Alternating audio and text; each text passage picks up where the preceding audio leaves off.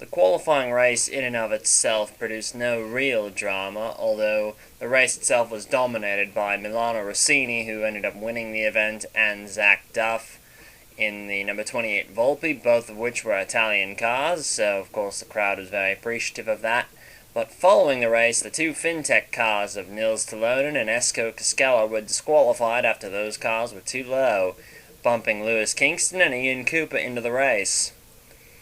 Also of note, Packer Carroll was able to qualify his car, Franz Redlich, Vladimir Simonov, Carlos Donzello, Craig Janssen, who won a junior race here a few years back, Matthias Taub, and Luca Scalora, who found himself a bit of an obstacle. A lot of people complaining about Luca Scalora and some of the lines he was choosing around the racetrack, and Joel Rodriguez didn't exactly make too many friends out there. Well, that being said, Dan, off to you.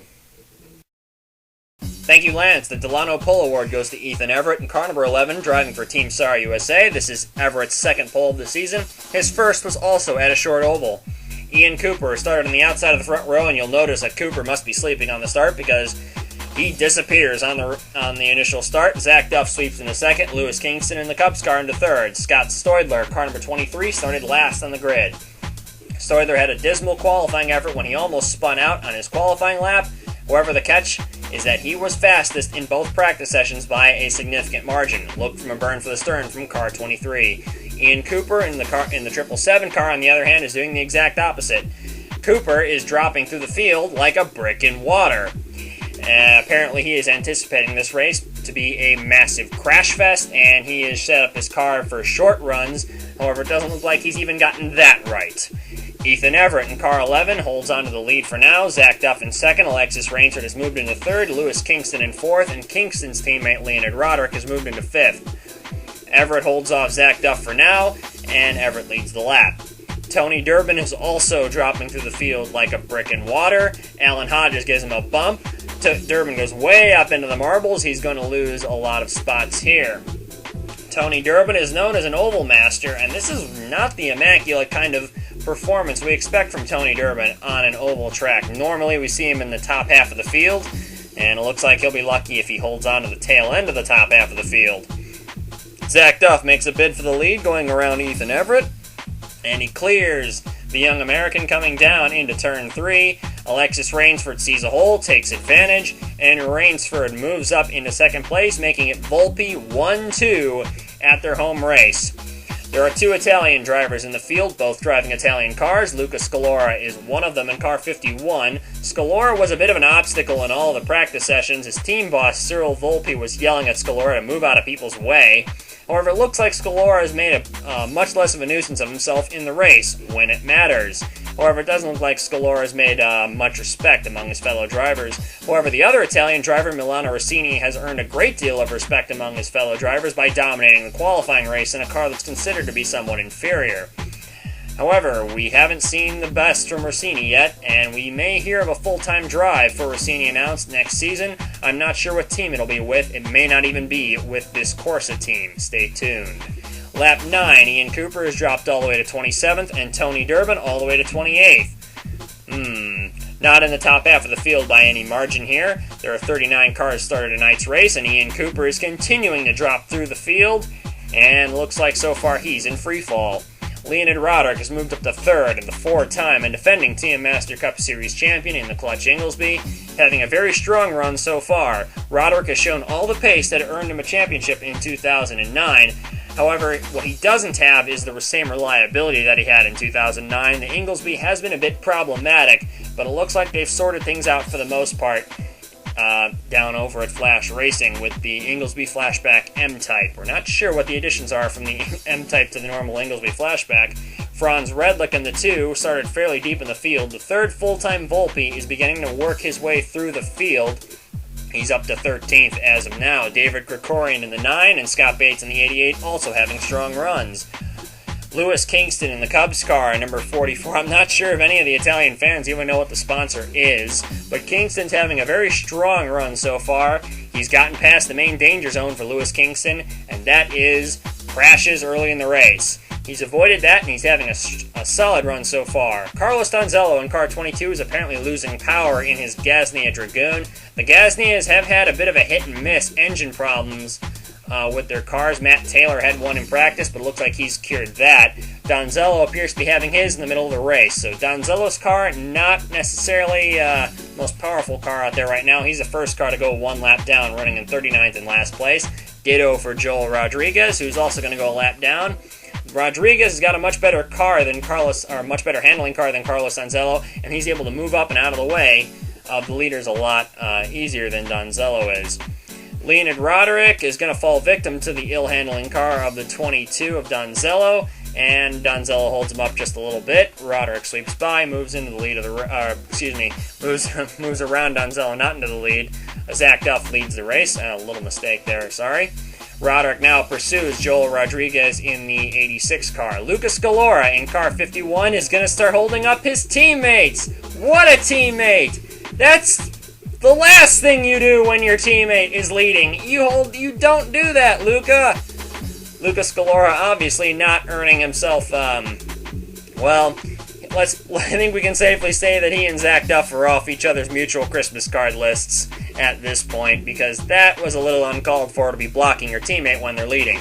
Carlos Donzello is going to experience the ignominy of being lapped by his teammate, as Matt Taylor in the 12 is going to put him a lap down. Taylor is running in 5th, and that teal, silver, and black car is Chris Johans, who's currently running in 4th. Kurt Pliskin running in 6th in the 16 car. Milano Rossini in the 06 car is going to be the next car to go a lap down. You'll notice the top 15 on the left, as Zach Duff is going to encounter Packer Carroll in the 71 and Craig Yantzer in the 69, both of whom are having some problems with their cars at the moment, neither one of them handling too well.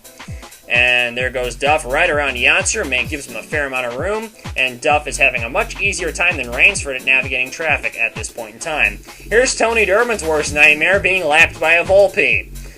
Tony Durbin's feud with the Volpe racing team is, well documented, and he's going to have to let both of them go because they basically made a move on him at the last second. Ian Cooper, on the other hand, just decides to move out of the way, not even challenge, to try to keep himself on the lead lap, whereas Durbin, once he falls off the lead lap, seems to turn into a bit of an obstacle because he and Ian Cooper are going to be lapped here by Leonid Roderick. Cooper's moving to the high side and staying there. Durbin, not the same. Roderick has a bit of a problem getting by Durbin. He does so off of turn 4. Whoa! Chris Johans in the 24 had a slide there.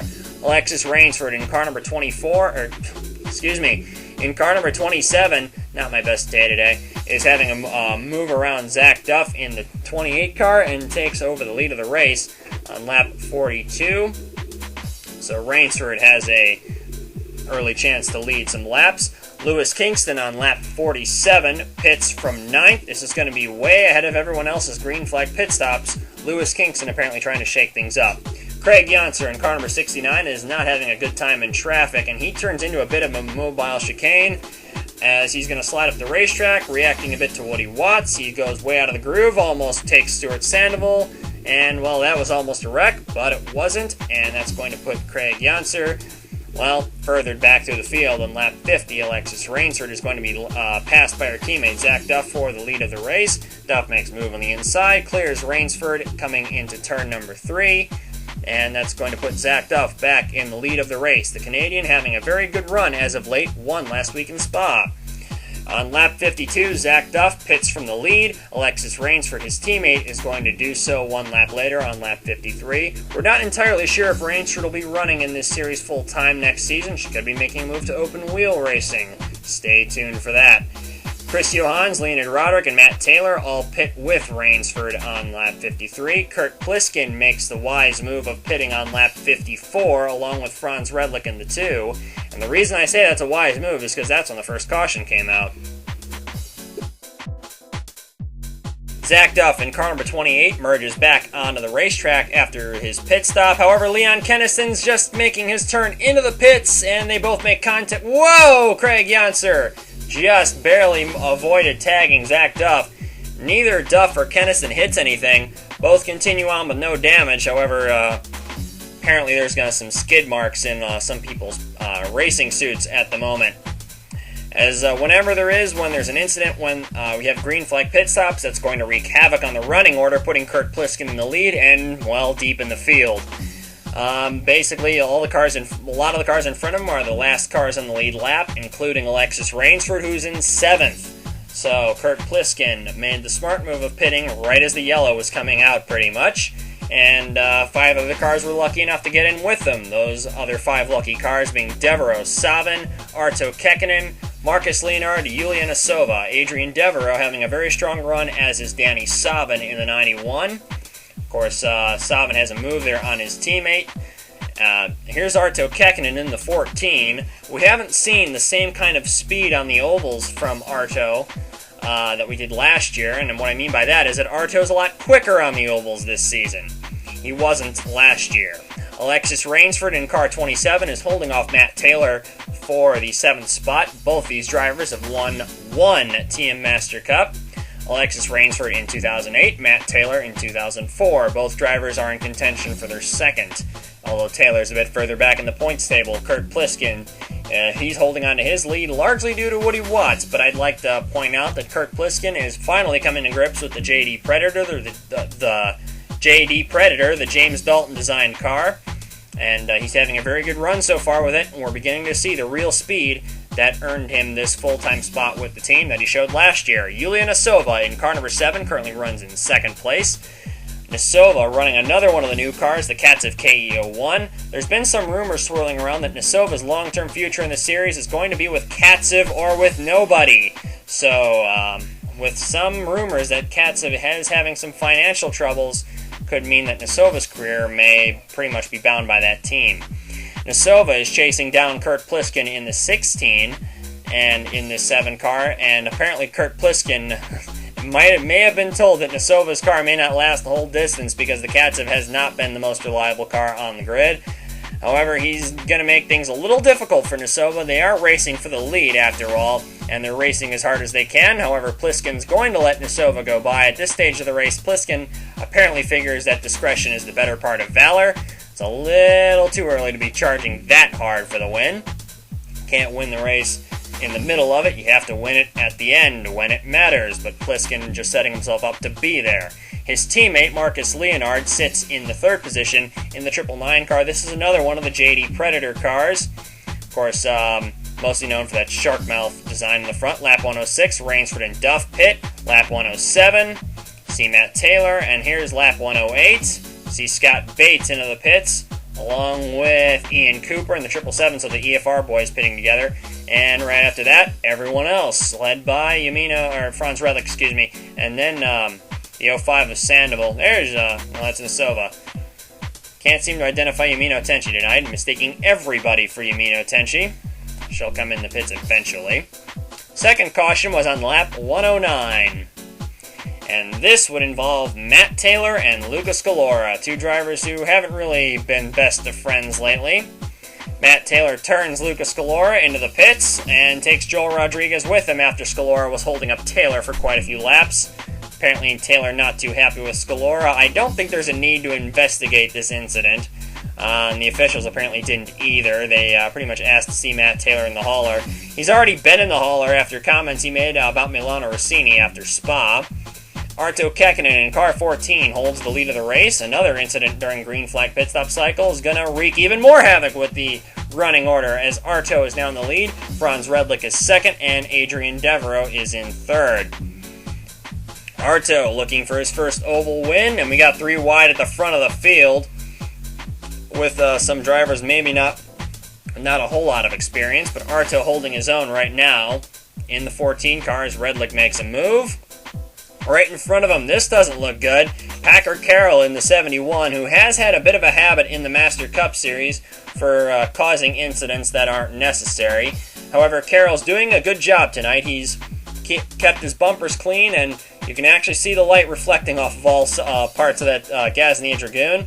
And so Packer Carroll having a good night, despite his car not being, very fast. At least he'll bring it home in one piece at this rate. A good run so far for the young American driver, who's not exactly had the best Master Cup season so far. Tom Delgado is leading the Nemoto contingent by a long shot. He's currently running 14th. He's the first car off the lead, he will be the first car off the lead lap in a few minutes because Rainsford's going to be able to get around him for position here, and then Arto Kakkonen is going to put him a lap down. So Arto moves Delgado off the lead lap, and Nasova moves into second. Marcus Leonard sits in third. Arto continues to have a very strong run tonight as he challenges to put his teammate another lap down, his teammate Lewis Kingston in the 44. Of course, Arto's other teammate is Leonid Roderick in the 4, currently runs 11th. Tom Delgado in car 837 is going to lose an engine in that car. Delgado had been well outpacing his teammates, and it's a real shame to see this run come crashing down. This was going to be a 14th place run.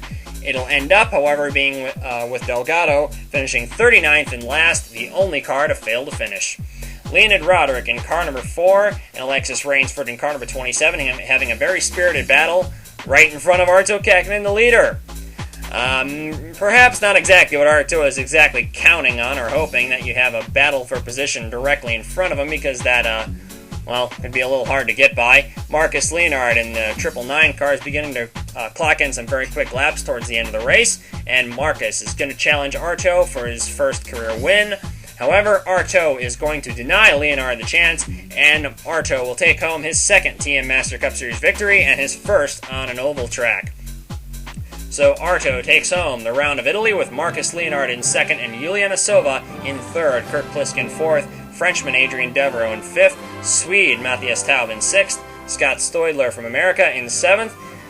All that practice speed is showing up for the Tremwell boys in that 23 car.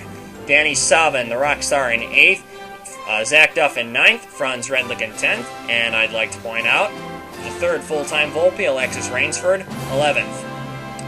And here we go to the top 10 of the point standings. You got a big shake-up here because due to Tony Durbin's abysmal run, Adrien Devereaux sits on top of the points charts. Tony Durbin drops to second, just 3 markers back. Drew Eisenman is now in third, 4 markers out of the lead. Arto Kakkonen in fourth. Alexis Rainsford tied with Arto Kakkonen. I'm not sure why they listed Arto ahead of Alexis there, even though Alexis has a win this season. Arto just got his first win of the year. Alan Hodges in 6th. Marcus Leonard in 7th. Less than 15 points separate 7 cars in this championship, so it's really beginning to heat up. And with the Master Cup Series points table, that's very easy to lose 15 points. It's also very easy to gain 15 points. Ethan Everett in 8th, Jacques Bouvier in 9th, fairly big gap between 7th and 8th there, and then Scott Bates from Oklahoma rounds out the top 10 in the points. And here's 11 through 20 with Leonid Roderick, the 4-time and defending champion, sitting in 11th, Chris Johans in 12th, Scott Stoidler in 13th. I'm beginning to wonder if we may not hear some news that Johans and Stoidler may be re-signed for 2011. I think that those announcements should come fairly soon because they're driving very well in those Tremwell nights. Woody Watts sits in 14th in the Cats of KEO1, leads the Cats of contingent over his Russian teammates. Emino Tenchi in 15th leads the Nemotos. Dale Roswell had a very quiet performance tonight, and he's going to come home 16th in the championship. The 1989 Master Cup Series champion, Dale Roswell, the oldest driver in the field by quite a bit. I'm not exactly sure by how many years. I'll have to ask the stats guy.